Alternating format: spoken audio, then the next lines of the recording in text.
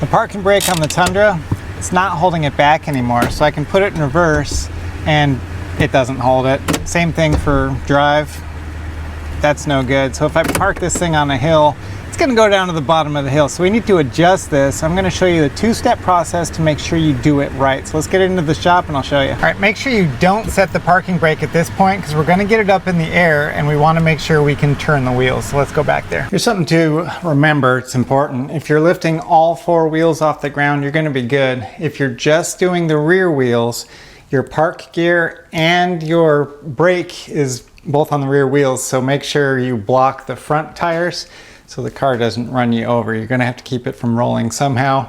Put blocks on the tires. First test we're gonna do while we still have the tire on is just rotate it. And what we're listening for is the brakes dragging. If they're dragging, they're already adjusted too tight, so we need to loosen them. That's not the case with these. I don't hear anything. Let's go ahead and pull the wheel off and we'll do the rest.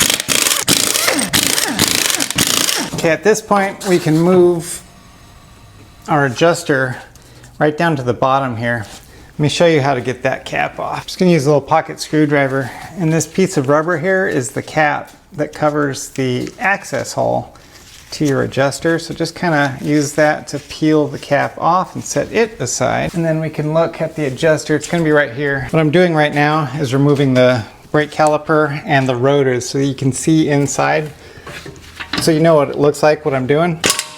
But this is not necessary. We're just gonna go through the hole, but I'll show you. Okay, right down here in the 7 o'clock position, this little wheel here, that's your adjuster.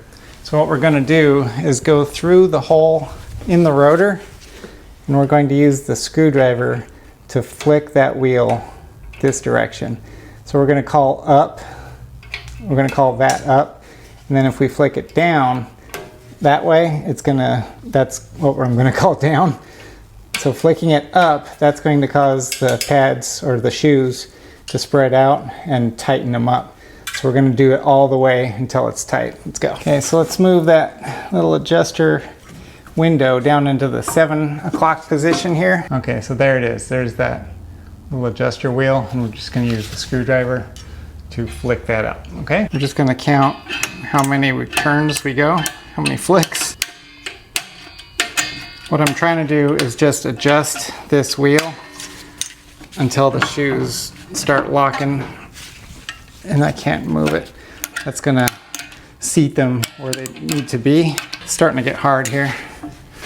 Okay, yeah, now I can't turn it.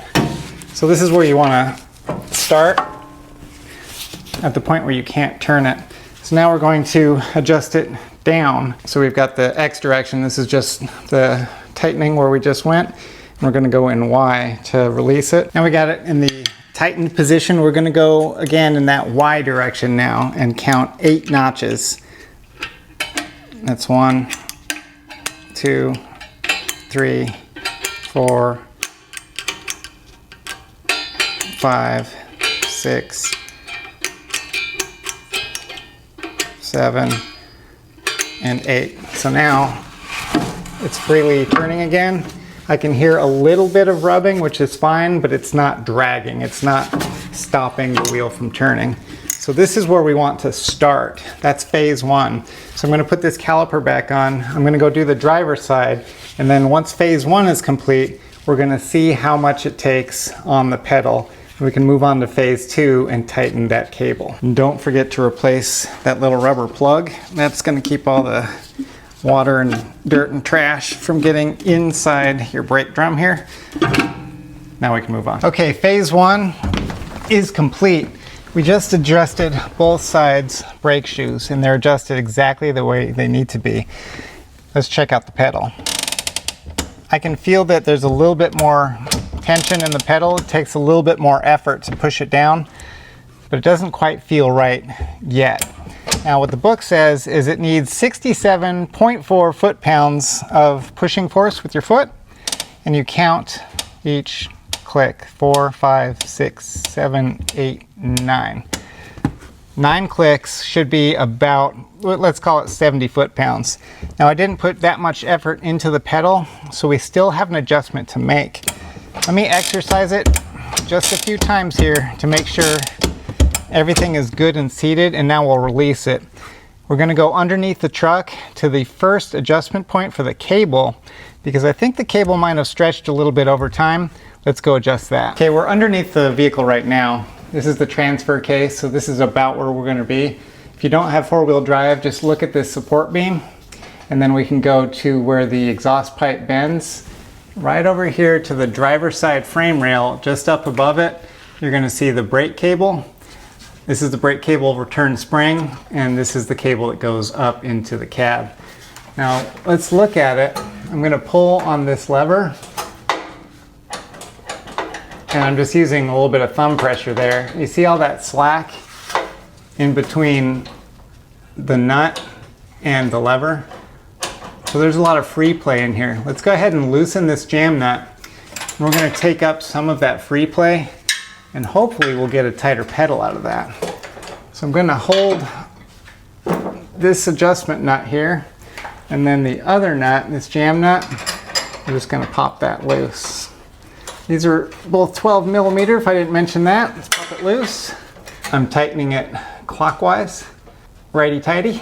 Just giving it a few turns, not a big deal.